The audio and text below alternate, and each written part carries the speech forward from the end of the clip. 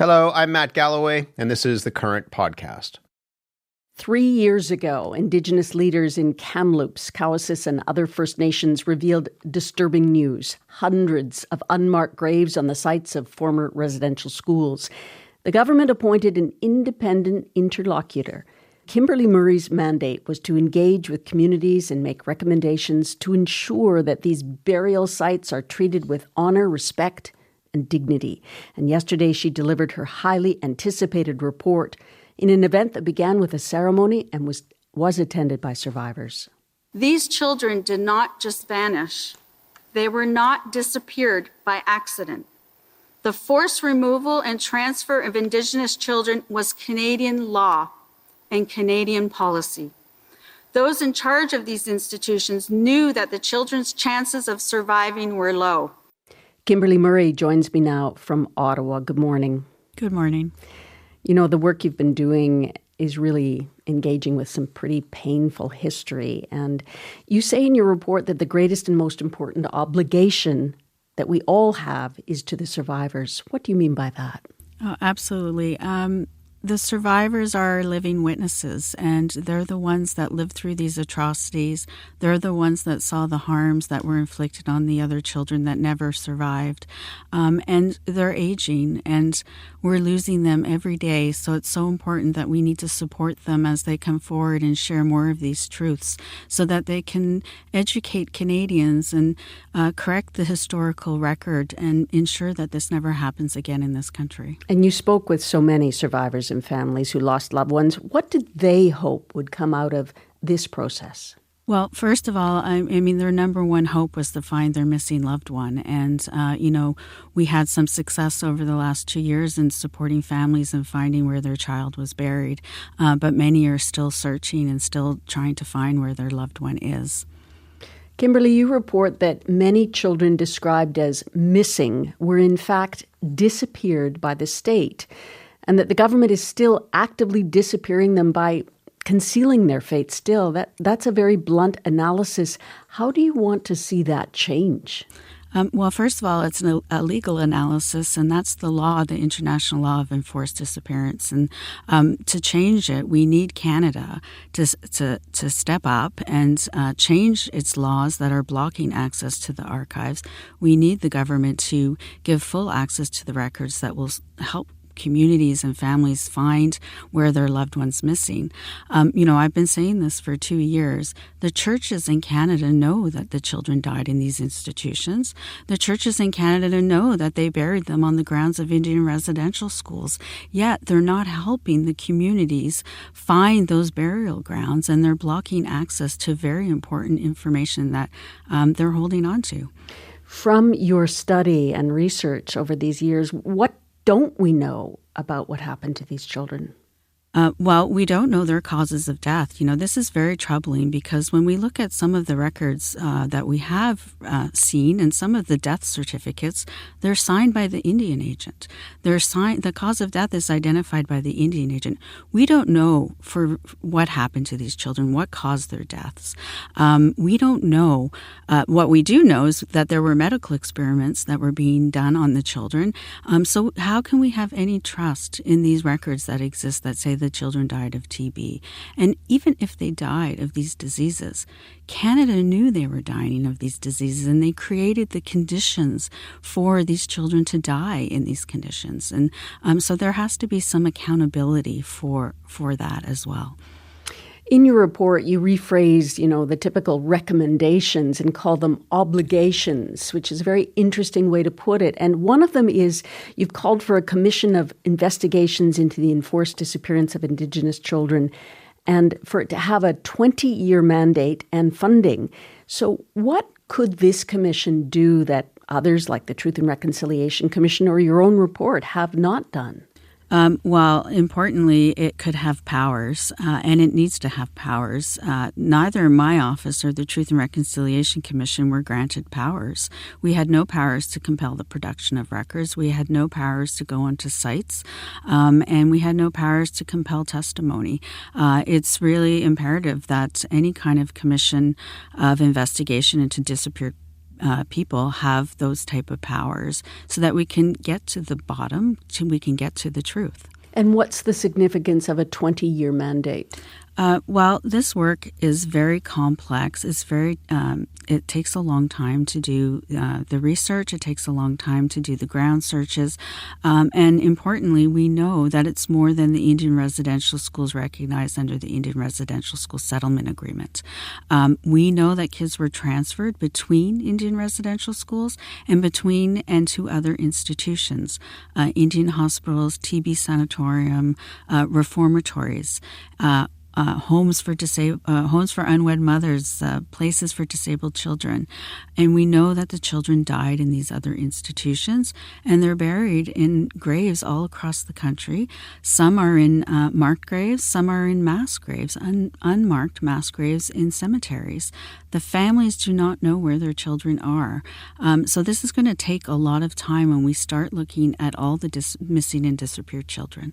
And part of that in your report is you're calling for governments and churches to fund Indigenous-led search and recovery efforts that you just mentioned.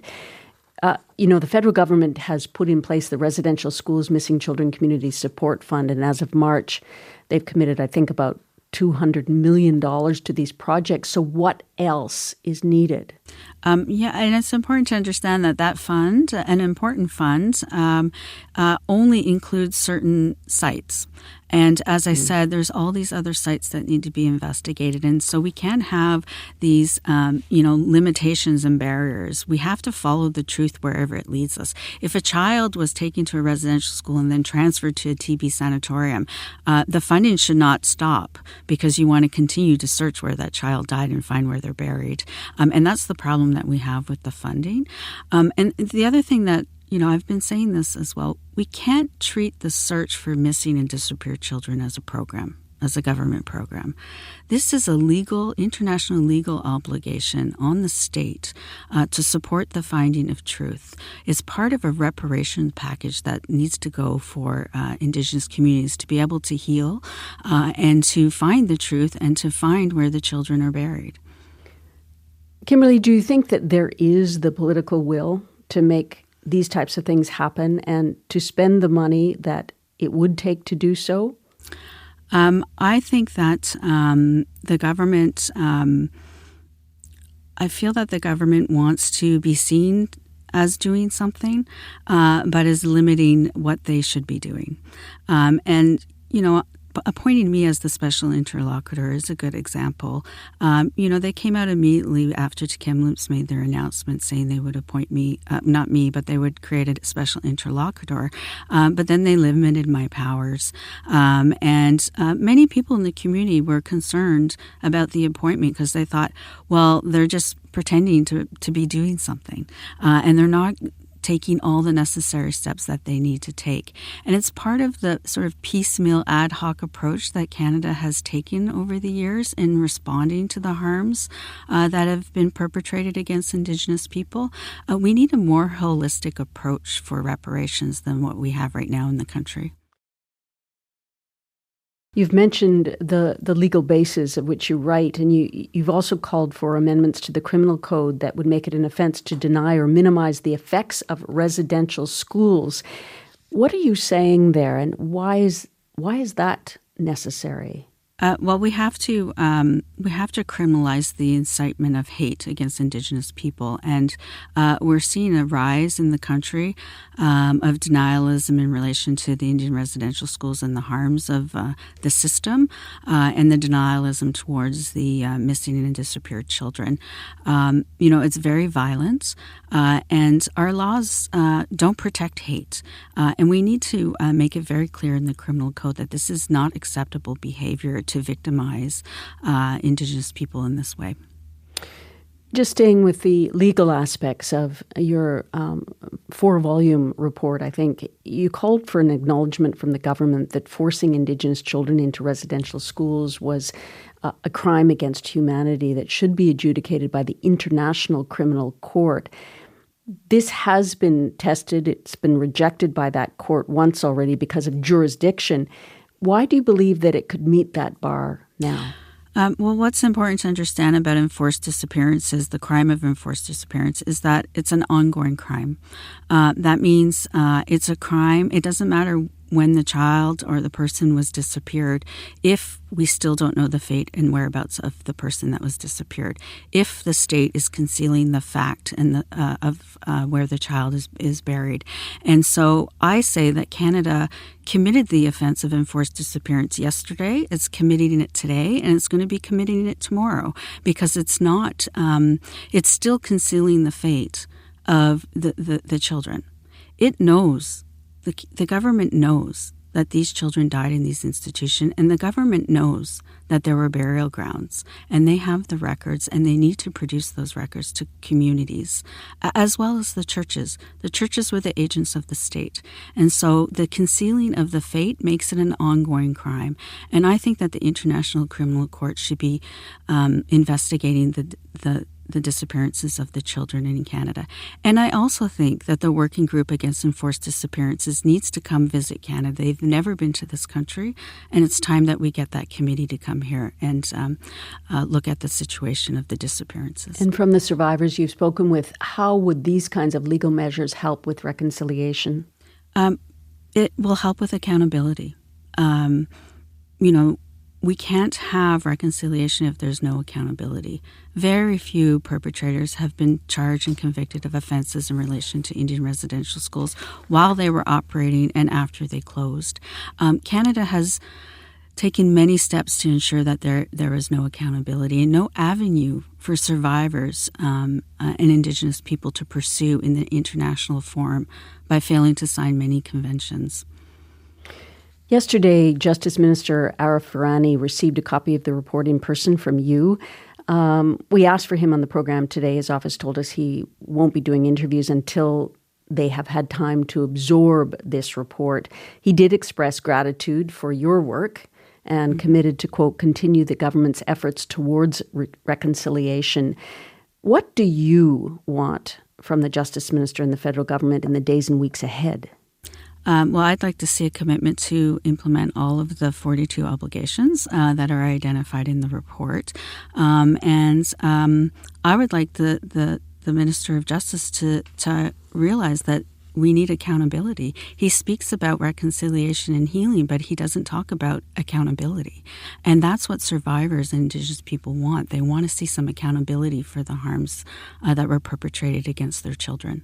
I want to go back to something you mentioned earlier in our conversation. It's an important one. Your report calls for wide access to residential school records. Why has it been such a challenge for families to get those records? Well, there's a complex web of legislations, provincial and federal legislation, privacy laws, access to information laws, library and archive laws, laws around the destruction of records. Churches are hiding behind privacy laws that don't apply to them, and it's sort of this whole maze that communities and survivors are having to go through. Now, I want to recognize that there have been some of the churches and some of the archives have been very open, have entered into agreements, and it is possible to get those access. But too many are still blocking access for communities. I mean, we have an urgent need to have an Indigenous data sovereignty strategy in this country so Indigenous people can get their records back. And amongst your obligations, you talk about full reparations and compensation for family members. Do you know what kind of a cost that would be, what the government and Canadians should be prepared to pay? It's not about the financial compensation. Reparations include many things. And I speak about this a lot in my report, the need for public education, the need to correct the historical records, the need for commemoration and memorialization, to have memory laws so that this never happens again. Those are all part of reparations. Too many people are fixating on compensation and more money given to Indigenous people. But, I can say that the Indian Residential School Settlement Agreement and the compensation that was provided was to survivors that were sexually and physically abused in the institution. Families whose loved ones were taken from them and died in these institutions and never returned home were never compensated. Those families and communities were never compensated for those losses of those little lives. And our apology that was issued by the Prime Minister at the time had one line in it about the children that died in the institution. One sentence. And so absolutely, reparations includes some restitution and compensation for those families and communities for those lives that could have been so much if they had remained in their communities. And to that point, you recommend in your report more apologies, not just from the government, but university, medical organizations, media. What would they need to encompass? Well, first of all, they have to acknowledge their own complicity in the Indian residential school system and these other institutions, with the medical profession. And they've taken first steps in relation to this, looking at their involvement in the medical experimentation and how they benefited on those medical human experimentations that they did on the children in the institution. I think there's a need for media outlets to look at their own history of reinforcing stereotypes and discrimination and racism against Indigenous people with the way they've reported, all the way back to the operation of the Indian residential schools till today. There are precedents around the world where media have made recommendations in New Zealand, for example, in how they reported on Indigenous people in New Zealand. Universities were involved in those medical experimentation. Their institutions sit on stolen Indigenous land, and those things need to be acknowledged, and they need to think about what kinds of reparations that they could provide to Indigenous communities for the harms they've perpetrated. Kimberly, you've thrown yourself into this work over the last few years, and you noted in your opening remarks that many recommendations have gone unheeded from other reports. Do you worry that this one could have a similar fate?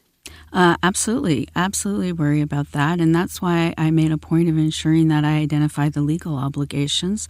It was important to me to deliver a report to community and survivors that they can pick up the work that I did and go to the international forum and try and get some accountability and put some pressure from the outside on the Canadian government.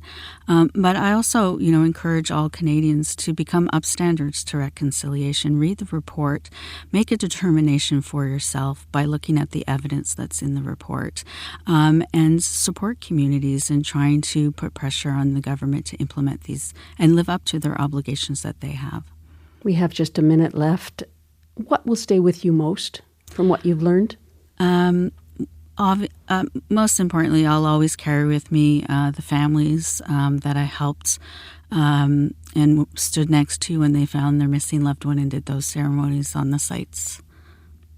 Yeah, goes back to those unmarked graves where we started. Mm-hmm. Kimberly Murray, thank you very much for your work and for joining us this morning. Thank you, Susan.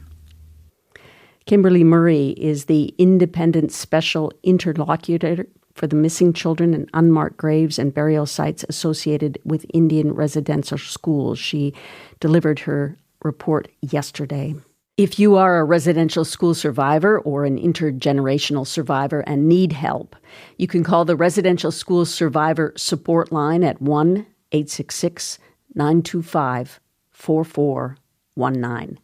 That's 1-866-925-4419.